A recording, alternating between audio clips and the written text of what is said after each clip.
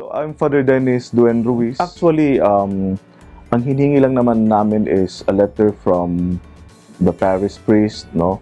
Pero hiningi rin namin yung sa PPC dahil syempre pag nalilipad kasi ang mga pare, nawawala rin ang relic sa parokya. Yes. So nagkataon na maraming nagreklamo, Father, wala na po dito yung relic na binigay ninyo. Sabi ko, kaya ngayon, naging impersonal. yeah, so talagang gusto rin namin na pati yung PPC susulat na rin, pipirma, and with the recommendation of the bishop.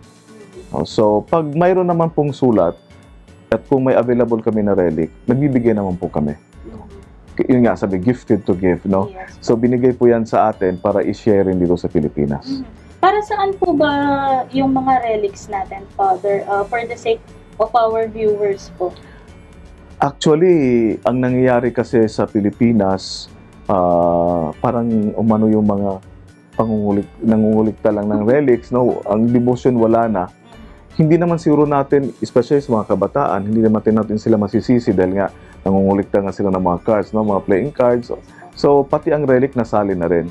So, siguro, it's a challenge especially for us in the ministry to educate, especially the young people. At least, yun ang kinukulikta nila, no? So, to educate them that first, kailangan i-imitate nila ang buhay ng mga santo.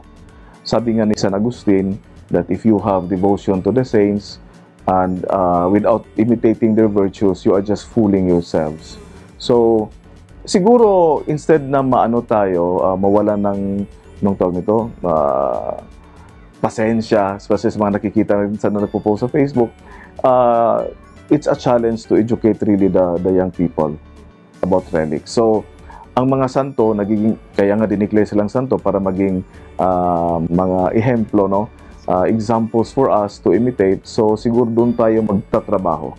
Sabi nga ni Pope Benedict na the saints are the perfect interpretation of the gospel.